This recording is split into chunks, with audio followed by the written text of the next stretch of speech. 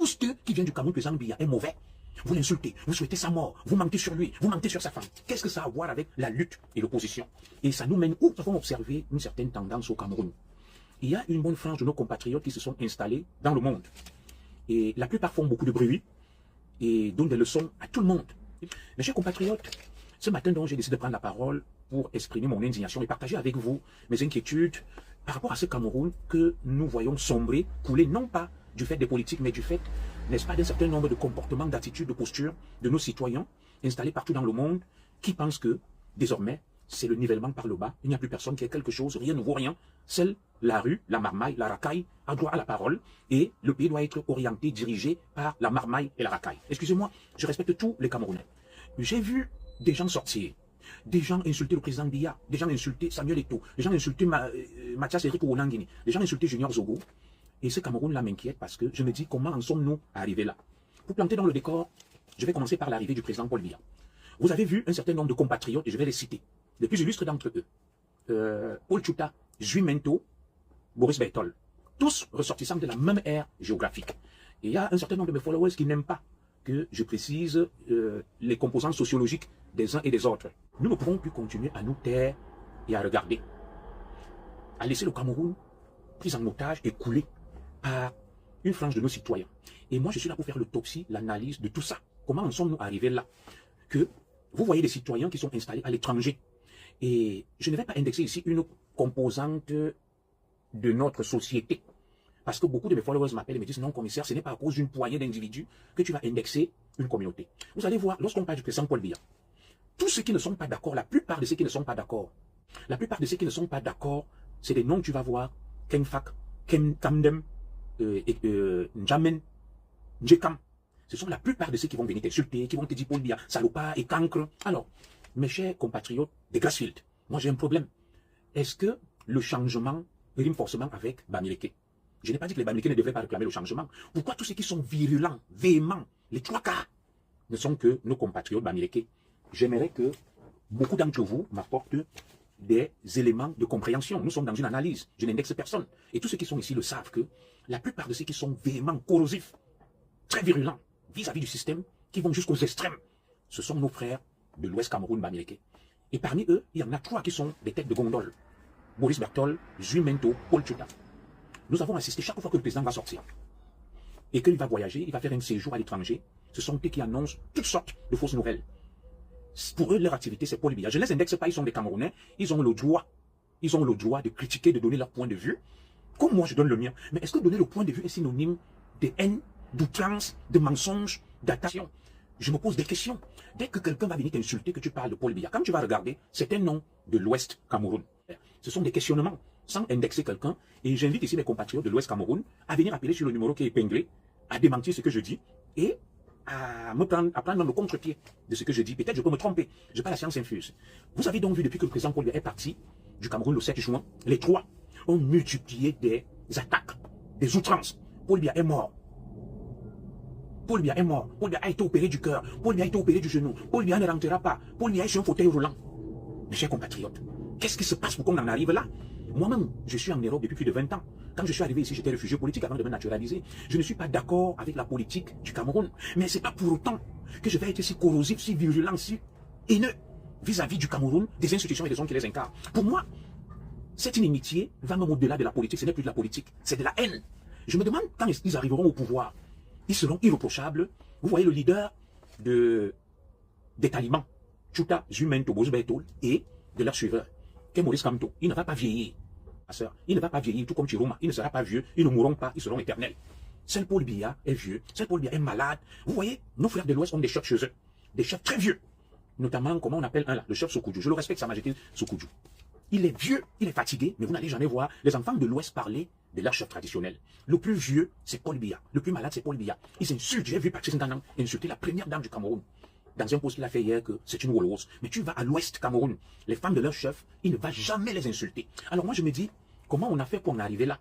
Pour que des gens comme Paul Tchouta, Zui Mento et Boris Bertol en arrivent à ce stade-là.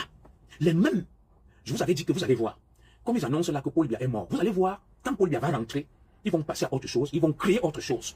Ils vont créer autre chose. Nous tous, nous ne sommes pas d'accord avec le système du président Biya. J'ai des choses à reprocher au système du président Biya. Si je suis même en Europe, moi, ancien commissaire de police, c'est à cause du système du président Biya. Mais ce n'est pas pour autant que je vais souhaiter la mort du président Biya, l'insulter, insulter sa femme, ses enfants, être de mauvaise foi, être malveillant, être dans la haine, la démesure, l'outrance. Comment en sommes-nous arrivés là? Comment en sommes-nous arrivés là que des individus, vous voyez, monopolisent la parole publique, orientent le débat vers des choses inutiles. C'est toujours les mêmes, les trois. Ils vont commencer à dire que Paul Biya est mort. Tout le monde va se concentrer sur ça. Après, ils vont dire Babouka a volé l'or. Tout le monde va se concentrer sur ça. Après, ils vont venir dire Paul Biya a subi un quadruple pontage coronarien. Tout le monde va. Ce sont eux qui guident la météo. Mais ces gens sont ici. Ces gens sont ici. Ils n'ont jamais travaillé. Ils n'ont jamais rien fait. Ils ne servent à rien. Et il y a des vrais débats. Il y a des vrais débats qu'on occulte à travers l'imbécilisation de la parole publique. Pas des espèces de crétins. Il y a la question de la double nationalité. Il y a la question, n'est-ce pas, de créer des postes pour les Camerounais de la diaspora, des députés, des élus. Il y a la question, n'est-ce pas, de la réconciliation nationale. Le président Biya a initié le grand dialogue national. Le grand dialogue national. Il devait y avoir une suite. Comment on fait pour reconnaître la double nationalité, la femme camerounaise qui ne perd pas sa nationalité? Comment est-ce que cela peut devenir effectif? Non, ces débats sont occultés. Le seul débat est guidé par Paul Tchouta, Juimento, Boris Bertol et le reste. Sur Paul Biya est mort, Paul Biya est revenu à la vie, Paul Biya est sur un fauteuil roulant. C'est la main qui dirige le Cameroun entre-temps. Est-ce que c'est ça un opposant? Est-ce que c'est ça un opposant? Vous savez, nous vivons ici. Moi, je repose quelque chose au président Biya et à son système. Le président Biya aurait pu venir sélectionner la fine crème, tendre la main et expurger pour mettre de côté le bon grain et laisser livrer. On ne le fait pas. On ne le fait pas. Dans ce Cameroun, vous pensez que dans notre diaspora, les gens qui devaient donner le tempo, les gens qui devraient guider la météo politique et conditionner le débat public, ce sont les Paul Tchouta, ce sont les Juimento, ce sont les Boris Bertol et même le frère Valsero. Non, je ne le crois pas. Je ne le crois pas. Je ne le crois pas. Nous devons poser les vrais sujets sur la table. Ça fait des années que ça dure, depuis 2018. Des années que ça dure. Ce sont des mêmes qui sont en échec. Si on vient ici, on vous dit que chacun se présente. Moi, je suis arrivé ici. J'ai un master en droit. Ancien commissaire de police, je me suis remis à l'école. Si on décide même que le Cameroun, là, nous rentrons, que le président Biya nous tende la main, que chacun dise ce qu'il a fait en Occident pendant son séjour, je vais montrer mes diplômes que j'ai obtenus ici, des formations que j'ai faites, mes bulletins de paye. Mais si vous demandez à Boris Bertol, à Juimento, à Paul Tchouta, qu'est-ce qu'ils ont fait depuis qu'ils sont en Occident? Est-ce qu'ils peuvent te présenter un seul bulletin de paye? Ils ne pourront pas le faire. Alors comment cela peut guider la météo politique? Bonjour à toi Ousmane Jay-Z. Vraiment que ceux à qui je n'adresserai pas le bonjour ne m'en veulent pas parce que vous êtes très nombreux, je vous aime tous. On ne peut pas continuer comme ça. Moi je me dis, les gens qui ont créé ces virus-là, ces virus, qui sont comme des virus créés dans un laboratoire, quand le virus devient dangereux et incontrôlable, on crée l'antibiogramme pour le neutraliser. Nous ne pouvons pas continuer sur cette lancée. Des mêmes crétins, des individus qui ne servent à rien, qui n'ont fait leur preuve nulle part, qui n'ont fait leur preuve nulle part où nous vivons. Ils vivent même en clandestin.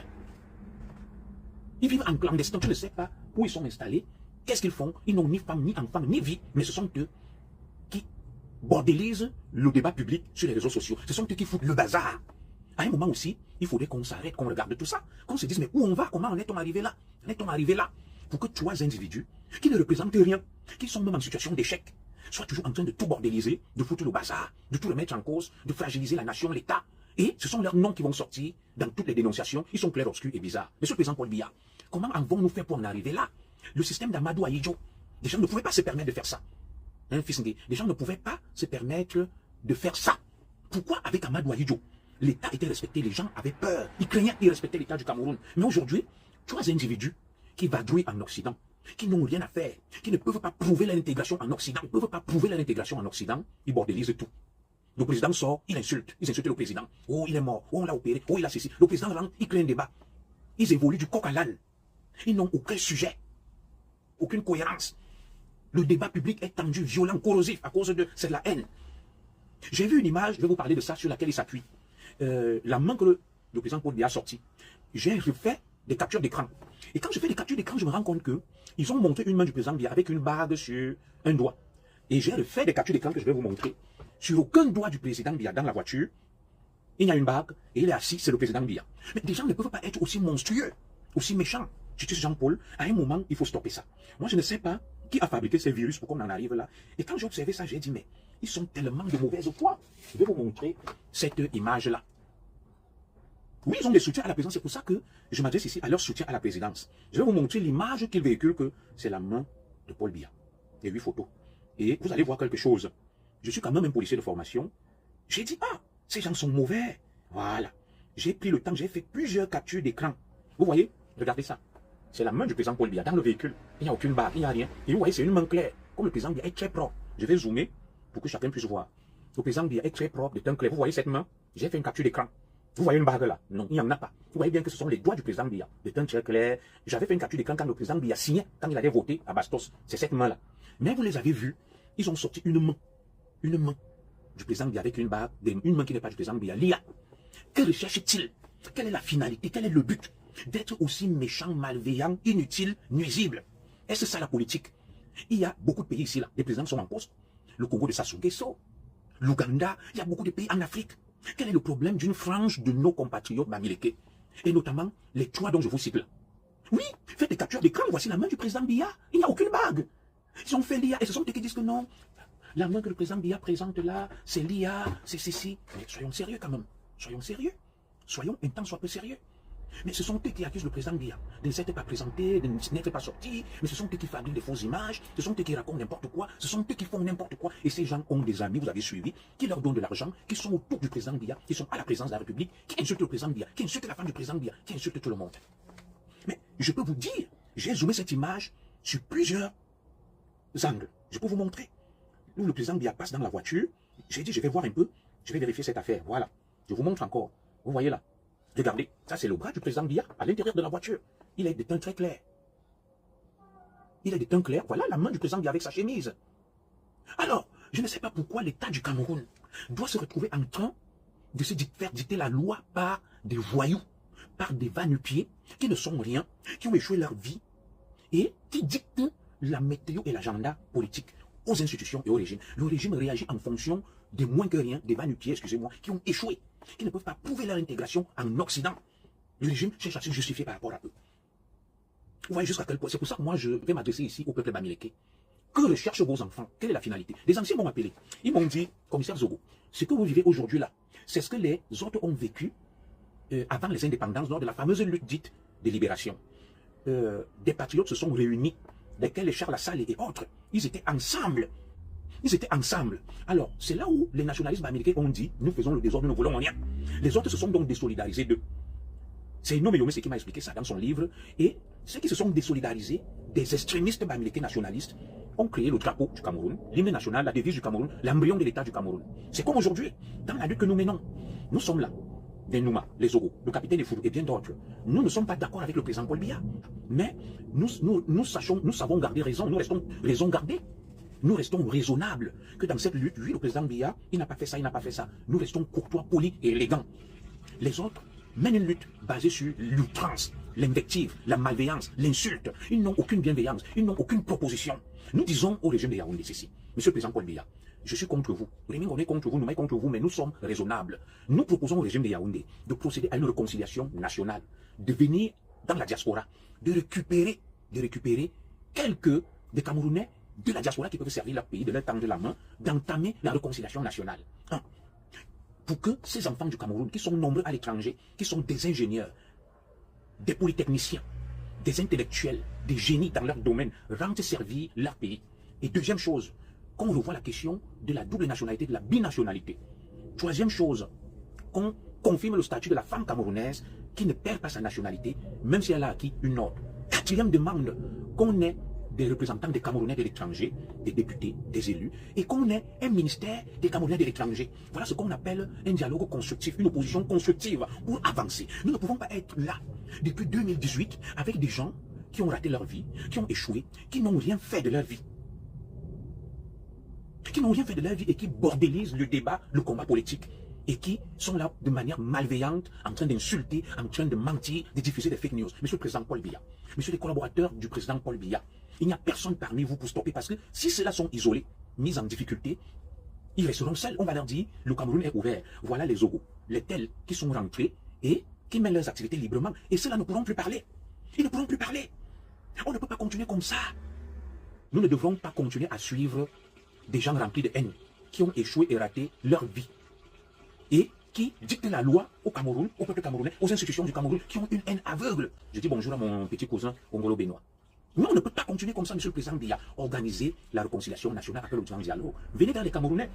Il y en a beaucoup ici, là. Je ne peux pas imaginer. Je vous ai dit, moi, j'ai fait une grande école de l'administration publique française à Lille. Quand j'arrive à Lille, je rencontre un médecin qui m'a soigné. Et en l'occurrence, c'était à Roubaix. Cette école est à Roubaix. Il s'appelle le docteur Dimogo. J'étais malade, il m'a soigné, j'ai dit waouh, un Camerounais, docteur Guimogo. Je vais à la faculté de médecine de Lille, je trouve un Camerounais là-bas, le cardiologue Kokam, doyen de la faculté de cardiologie de Lille. Alors, je ne comprends pas que le Cameroun ait des médecins, des ingénieurs, des grands intellectuels, mais que ce soit 3 individus qui n'ont jamais rien fait depuis qu'ils sont en Occident. On ne sait même pas où ils vivent, s'ils ont des familles, des enfants ou quoi que ce soit. Ce sont eux qui bordélisent tout. Le pouvoir est obligé de réagir en fonction de que non, le président Biya est vivant, vous voyez le président Biya est rentré, ce n'est pas la même. Ils sont qui? Qui sont-ils? Et moi je dis, les gens qui ont fabriqué ce genre de virus-là, les gens qui ont fabriqué ce genre de microbes devraient les neutraliser. Vous, les proches collaborateurs du président Biya, vous qui avez créé ces virus-là, ces microbes dans vos laboratoires, c'est le moment de créer un antibiogramme, un antidote. Sinon, ils vont devenir comme le Covid. Le Covid est parti d'une expérience dans un laboratoire. Voilà. Donc, comme je le disais, ce pays m'étonne parce que des gens ont laissé faire des individus qui sont arrivés ici, qui étaient au Cameroun. Moi, je ne sais pas trop ce qu'ils étaient au Cameroun. Quel était leur état de service? Quand ils arrivent ici, ils deviennent des grands donneurs de leçons, qui bordélisent tout. Je ne suis pas là pour leur musulman ou pour leur interdire de parler. Ils ont le droit de parler, de critiquer, de donner leur point de vue. Mais est-ce que la critique rime avec la malveillance, la méchanceté, l'insulte, l'invective, les outrances? Non. Le président Biya est venu. Nous tous, nous décrions le fait que le séjour a été trop long. Je l'ai dénoncé et décrié, mais avec élégance. Mais vous ne pouvez pas vous lever. Vous dites que le président Biya est fini. C'est le dernier voyage. Il ne rentrera plus. Vous multipliez des outrances, des actes de malveillance. Et tu cherches même les gens qui font ça, tu ne vois pas.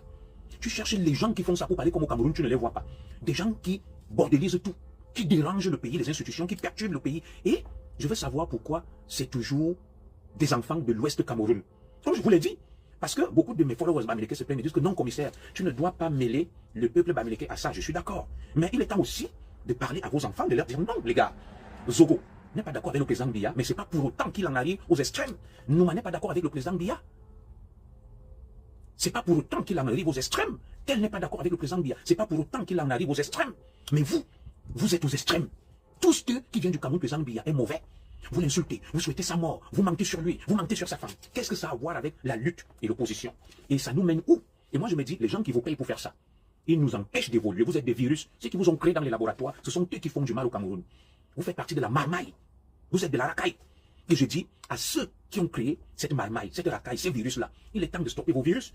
Et des enfants camerounais sont en train de se perdre parce qu'ils écoutent Paul Tchouta, ils écoutent Jules Mento, ils les prennent pour des modèles. Regardez, ils vous ont dit que le président Biya ne rentrera pas. Ils vous ont dit que le président Biya est mort. Ils vous ont dit que le président Biya, on cache le corps dans une morgue.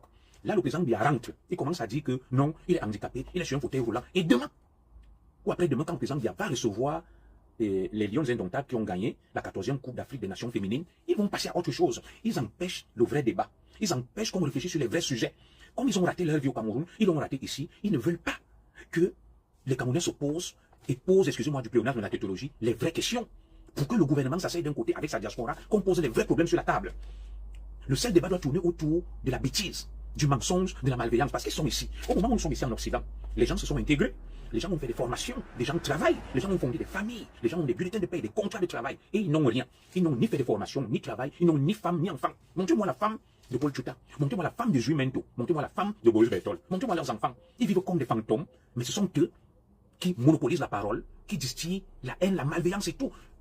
Même dans la société bamileke, pour que tu parles, on va te dire, prends une femme, fonde une famille avec des enfants, va au travail et on te voit vivre. Vous ne pouvez pas être là en train de penser que vous allez être les garants de la météo et de la parole publique. Et je suis étonné de voir quelqu'un comme Maître Ntimban, qui est un grand frère. Venez me dire, pourquoi tu les ridiculises? Je vais vous dire une chose. Maître Ntimban, qui est mon grand frère, Paul Tchouta une fois est venu m'insulter et a publié une décision de justice qui ne m'était pas opposable parce que rendu par défaut et j'ai fait opposition, j'ai gagné. Quand j'ai interpellé Maître Ntimban, est-ce que tu vois ça? Qu'est-ce que tu penses de tes amis? Il me dit non, je suis ami avec eux, mais je ne soutiens pas ce qu'ils disent. Maître Ntimban, lui, va venir s'indigner.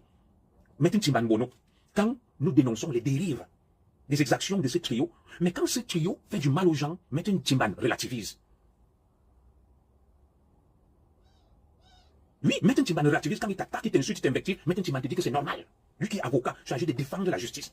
Mais quand il faut dire les vérités à ses frères, Maître Ntimban se lève et te dit que non, tu es en train de les invectiver, il ne faut pas faire ça, c'est pas normal, commissaire, ce sont nos frères, pourquoi tu fais ça, pourquoi tu les traites de la sorte? Vous voyez, il va s'indigner, il va s'insurger. Il va s'indigner, il va s'insurger. Et moi, j'ai posé une question à Maître Ntimban une fois. J'ai dit à Maître Ntimban ceci que tu es dans un groupe avec les Mbongo. Tu dis que c'est ton frère et que j'ai fait une publication, il a regardé. Maître Ntimban, pourquoi tu ne vas pas te désolidariser de Mbongo? Parce que tu me dis que non, il faut appeler la transparence. Mbongo est dans le même groupe que toi. Pourquoi tu ne dis pas que, grand frère, tu as détourné des milliards qui ont fait du mal au Cameroun, il faut la transparence, ramène ces milliards et pose-les sur la table. Moi, je ne sais pas à quel jeu des gens comme le grand frère Maître Ntimban joue. Lui qui est un avocat. Maître Ntimban est un avocat. Voilà. Maître Ntimban est d'accord que la politique, ses amis, les Tchouta, viennent mentir que Paul Biya est mort. Et Paul Biya rentre, on constate qu'il n'est pas mort. Maître Ntimban trouve ça normal. Et il va s'insurger que nous le dénoncions, que des gens ne peuvent pas faire la politique du mensonge, de l'invective, de l'outrance, et ils n'ont aucun scrupule. Ils finissent de mentir et ils passent à autre chose. Ils finissent de mentir et ils passent à autre chose. Ils n'ont pas de scrupules. Et ça, nous ne devons pas le dénoncer. Nous ne devons rien dire.